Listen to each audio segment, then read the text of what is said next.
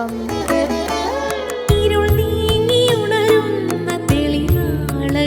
ഏവർക്കും സന്ധ്യാദീപത്തിലേക്ക് സ്വാഗതം.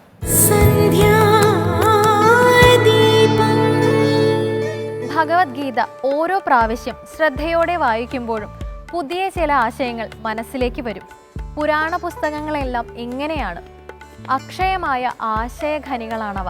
കാലങ്ങൾക്കനുസൃതമായ വിശദീകരണം നൽകാറാകുന്ന വിധം ചിട്ടപ്പെടുത്തിയതാണ് അവയെല്ലാം. മാനവവർഗം നിലനിൽക്കുന്ന കാലത്തോളം ഇവയുടെ പ്രസക്തി നഷ്ടപ്പെടുന്നില്ല. ഇനി ഇന്നത്തെ ദീപാരാധന കാഴ്ചയ്ക്കായി ക്ഷേത്രാങ്കണത്തിലേക്ക് പോകാം.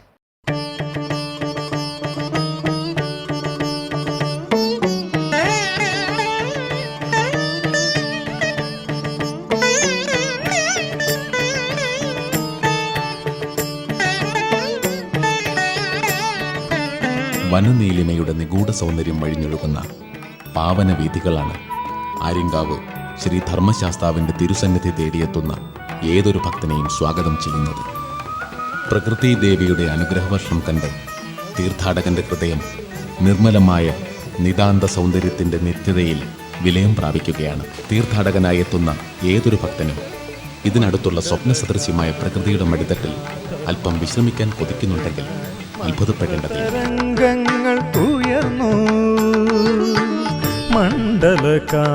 സൗരാഷ്ട്രയിൽ നിന്നും തമിഴ്നാട്ടിൽ കുടിയേറിപ്പാർത്ത ബ്രാഹ്മണർ തിരുവിതാംകൂർ രാജാവിന് പട്ടുവസ്ത്രങ്ങൾ വിൽക്കാൻ കൊണ്ടുവന്നിരുന്നതും ഈ വഴിയായിരുന്നു.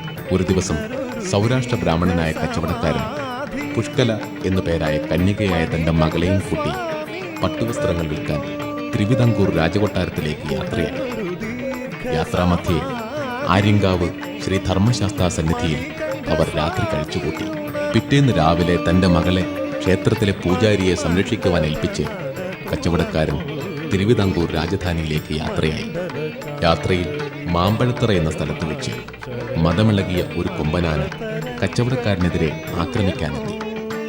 ഭയം കൊണ്ട് പരവശനായ കച്ചവടക്കാരൻ സർവവും മറന്ന് അയ്യപ്പ സ്വാമി രക്ഷിക്കണേ എന്ന് വിലപിച്ചു. ഉടൻ തന്നെ വേട്ടക്കാരന്റെ രൂപത്തിൽ ഒരു യുവാവ് അവിടെ പ്രത്യക്ഷപ്പെടുകയും ആനയെ വിരട്ടി ഓടിക്കുകയും ചെയ്തു. തന്റെ ജീവൻ രക്ഷിക്കാനെത്തിയ യുവാവിൽ താല്പര്യം തോന്നിയ കച്ചവടക്കാരൻ കൈവശമുള്ള ഭാണ്ഡത്തിൽ നിന്നും ഏറ്റവും വിലപിടിപ്പുള്ള ഒരു നീലപ്പട്ട് അദ്ദേഹത്തിന് സമ്മാനിച്ചു. പട്ടു വാങ്ങി കഴുത്തിലണിഞ്ഞ് എങ്ങനെ ഇരിക്കുന്നു എന്ന് യുവാവ് ചോദിച്ചപ്പോൾ മണവാളനെ പോലെ ഇരിക്കുന്നു എന്ന് കച്ചവടക്കാരന് മറുപടി നൽകി. ഇത് കേട്ട് യുവാവ് ചോദിച്ചു, എങ്കിൽ അങ്ങയുടെ മകളെ എനിക്ക് വിവാഹം കഴിച്ചു തരാമോ? കച്ചവടക്കാരൻ മറുപടിയായി, നീ എൻ്റെ ജീവൻ രക്ഷിച്ചു, തീർച്ചയായും നിനക്ക് ഞാൻ എൻ്റെ മകളെ വിവാഹം ചെയ്തു തരാം. എങ്കിൽ ആര്യങ്കാവ് ക്ഷേത്രസന്നിധിയിൽ കാണാം എന്ന് പറഞ്ഞു യുവാവ് അപ്രത്യക്ഷനായി. ഈ സമയം ആര്യങ്കാവിലെ പൂജാരിക്ക് സ്വപ്നത്തിൽ അയ്യപ്പ ദർശനമുണ്ടായി. ദേവൻ ഇങ്ങനെ അരുളി ചെയ്തു, ഏതാനും സമയത്തിനു ശേഷം സൗരാഷ്ട്ര കച്ചവടക്കാരൻ ഇവിടെ എത്തിച്ചേരും. അദ്ദേഹത്തിന്റെ ആഗ്രഹപ്രകാരം അങ്ങയുടെ കയ്യിലേൽപ്പിച്ച പുഷ്കലാദേവിയെ ഞാൻ വിവാഹം ചെയ്തിരിക്കുന്നു. അവളിപ്പോൾ എൻ്റെ ഭാര്യയാണ്. എല്ലാ വർഷവും ഇതേ ദിവസം സൗരാഷ്ട്ര കച്ചവടക്കാരെയും കുടുംബങ്ങളെയും ക്ഷണിച്ചു വരുത്തി വിവാഹ ആഘോഷങ്ങൾ നടത്തുന്നുമെന്നും പറഞ്ഞു. അന്നു മുതൽ ആര്യങ്കാവ് ശാസ്താവ് പുഷ്കല സമേതനായി അറിയപ്പെട്ടു.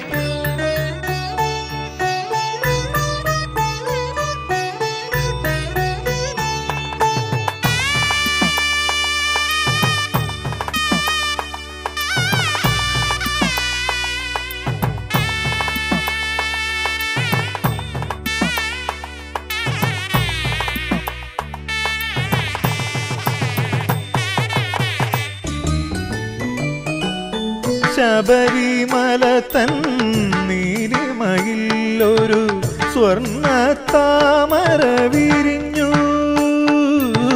ശബരിമല തൻ നീലിമയിൽ ഒരു സ്വർണ്ണ താമര വിരിഞ്ഞു. ശരണാർത്ഥികളെ കുളിർച്ചാർത്തിയിടും നറുനൈഗന്ധം വഴിഞ്ഞു.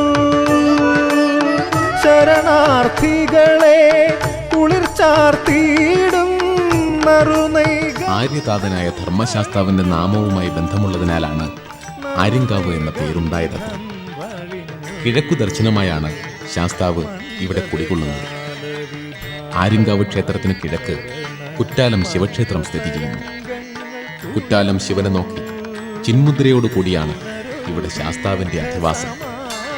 മദഗജത്തെ അടക്കി നിർത്തിയ ദേവനായതുകൊണ്ട് ആ ഭാവവും ഇവിടെയുണ്ട്. സാധാരണ ക്ഷേത്രങ്ങളിൽ കണ്ടുവരുന്ന താന്ത്രിക വിധികൾ പൂർണ്ണരൂപത്തിൽ ഇവിടെ നിറവേറ്റപ്പെടുന്നില്ല. അഷ്ടബന്ധമുറപ്പിച്ച പീഠപ്രതിഷ്ഠകൾ ഒന്നും തന്നെ ഇവിടെ ഇല്ല എന്നതാണ് പ്രത്യേകത. കാലങ്ങൾക്ക് മുമ്പേ മഹാക്ഷേത്രമായിരുന്നു ഇവിടമെന്ന് പഴമക്കാർ പറയുന്നു. പിന്നീട് തിരുവിതാംകൂർ രാജാവിന്റെ സഹായത്തോടുകൂടി നിർമ്മിച്ചതാണ് ഇന്നു കാണുന്ന ക്ഷേത്രസന്നിധി. പരിവാര പ്രതിഷ്ഠകളും കൊടിമരവും ഇവിടെയില്ല. ശീവേലിയും പൂജാവിധിയിലില്ല. വെട്ടിക്കവല കോക്കുളത്തു മഠത്തിനാണ് ഇവിടെ തന്ത്രത്തിന് അധികാരമുള്ളത്. നടയ്ക്ക് നേരെയല്ല ഇവിടുത്തെ വിഗ്രഹം കുടികൊള്ളുന്നത്. വലതു മൂലയിലേക്ക് അല്പം ചരിഞ്ഞിരിക്കുന്ന നിലയിലാണ്. 10-ാമതേ ദിവസം സൂര്യരശ്മി പ്രതിഷ്ഠയ്ക്ക് നേരിൽ പതിയും. പരശുരാമ പ്രതിഷ്ഠയിൽ ഉച്ചയ്ക്ക് മാത്രമേ അഭിഷേകം നടത്താറുള്ളൂ. 10-നും 55-നും മധ്യേ പ്രായമുള്ള സ്ത്രീകൾക്ക് ശ്രീകോവിലിൽ പ്രവേശനം അനുവദിക്കാറില്ല എന്നതും ഇവിടുത്തെ മറ്റൊരു പ്രത്യേകതയാണ്. ഉച്ചപൂജയ്ക്ക് ഇവിടെ മാത്രം കാണുന്ന ഒരാചാരമാണ് തേവാരപ്പാട്ട്. ആര്യങ്കാവ് ശാസ്താവിന്റെ കീർത്തികളാണ് തേവാരപ്പാട്ട്.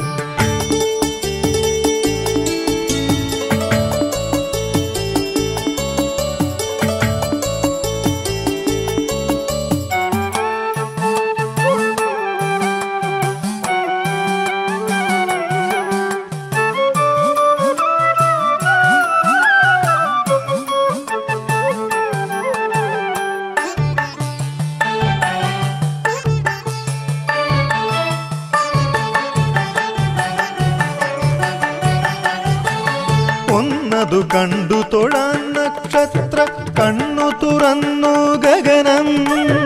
ശാസ്താവിന്റെ വിവാഹാഘോഷ ചടങ്ങുകളാണ് തൃക്കല്യാണ മഹോത്സവത്തിൽ നടക്കുന്നത്. ധനു 3 മുതൽ 12 വരെയാണ് ഉത്സവം. ആര്യങ്കാവ് ശാസ്താവിന്റെ സമീപത്തിരിക്കുന്നത് മാമ്പഴത്തറ ഭഗവതിയാണ് എന്നതാണ് മറ്റൊരു വിശ്വാസം. തൃക്കല്യാണ ചടങ്ങുകൾ ആരംഭിക്കുന്നത് വൃശ്ചികം 1 തുടങ്ങി 39-ാമത്തെ ദിവസമാണ്.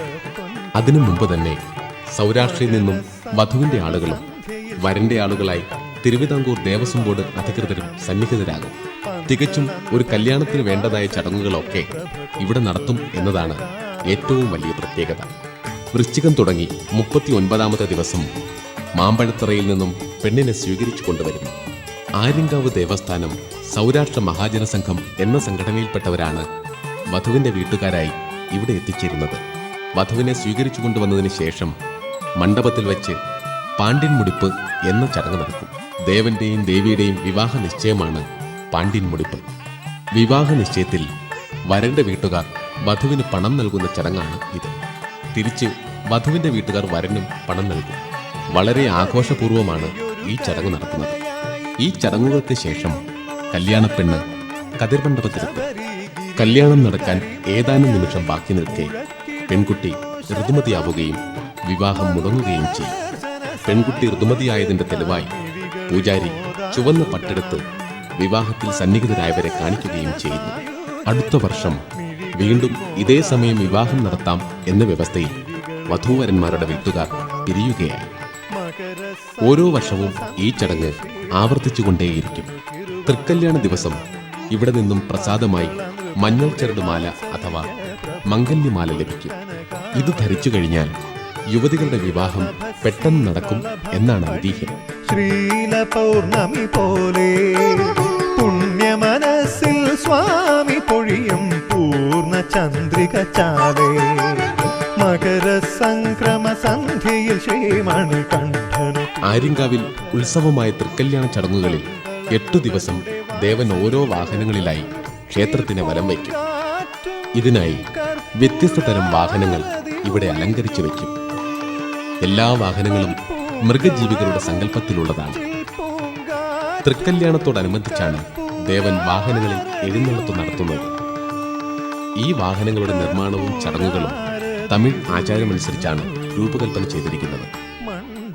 കാളവാഹനത്തിൽ ദേവനും പൂങ്കോയിൽ വാഹനത്തിൽ ദേവിയും എഴുന്നള്ളിയാണ് വിവാഹമണ്ഡപത്തിലേക്ക് വധൂവരന്മാർ പ്രവേശിക്കുന്നത്. 8 വാഹനങ്ങൾ എന്നത് ശാസ്താവ് 8 അവതാരങ്ങൾ എടുത്തിരുന്നു എന്ന വിശ്വാസത്തിലാണ്.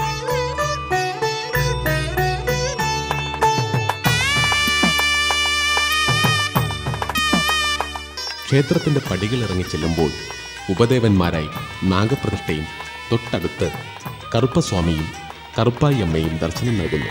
അയ്യപ്പസ്വാമിയുടെ അനുചരനാണ് കറുപ്പസ്വാമി. ഗോപുരം കടന്ന് മുന്നോട്ട് നടക്കുമ്പോൾ തൃക്കല്യാണ മണ്ഡപത്തിന് സമീപത്തായി വനദേവതകളെ പ്രതിഷ്ഠിച്ചിരിക്കുന്നു. ഒരു സ്വർണ്ണ താമര വിരിഞ്ഞു ശബരിമല തൻ നീലിമയിലൊരു സ്വർണ്ണ താമര വിരിഞ്ഞു. ക്ഷേത്രത്തിന് കിഴക്കുവശത്ത് വിളക്കുകല്ലിന് സമീപത്തായി ഗണപതി പ്രതിഷ്ഠ കാണാം. ക്ഷേത്രത്തിന്റെ തെക്കുഭാഗത്ത് ഭക്തർക്ക് അനുഗ്രഹം ചൊരിഞ്ഞ് ഇണ്ടിളയപ്പൻ കുടികൊള്ളുന്നു. ശിവസങ്കല്പമാണ് ഇണ്ടിളയപ്പമൂർത്തിയുടേത്. കുളിർച്ചാർത്തിയിടും നറുനൈഗന്ധം വഴിഞ്ഞു നറുനൈഗന്ധം വഴിഞ്ഞു മണ്ഡലകാലവിഭാതമായി ശരണ മന്ത്രതരംഗങ്ങൾ ഉയർന്നു. പുനരൊരു ദീർഘസമാധിയിൽ നിന്നും പുഷ്കല സമേതനായ ആര്യങ്കാവ് ശ്രീ ധർമ്മശാസ്താവിനെ വണങ്ങി തങ്ങളുടെ അഭീഷ്ടങ്ങൾ സാധിച്ച് ഭക്തജനങ്ങൾ നിർവൃതി അടയുന്നു. അയ്യപ്പസ്വാമിയുടെ അവദാനങ്ങൾ വാഴ്ത്തി ഒരു കർപ്പൂര ദീപം പോലെ ഭക്തർ പരമാത്മ ചൈതന്യത്തെ അറിയുന്നു. ഏതൊരു പ്രതികൂല സാഹചര്യത്തെയും പുഞ്ചിരിയോടെ നേരിടാൻ ശ്രമിക്കുക. പുഞ്ചിരി അത്ഭുതങ്ങൾ സൃഷ്ടിക്കാൻ കഴിവുള്ള ഒരാചാരമാണ്. നന്നായി പുഞ്ചിരിക്കാൻ ശീലിക്കുക. ഇന്നത്തെ സന്ധ്യാദീപം ഇവിടെ അവസാനിക്കുന്നു. ഏവർക്കും നന്ദി.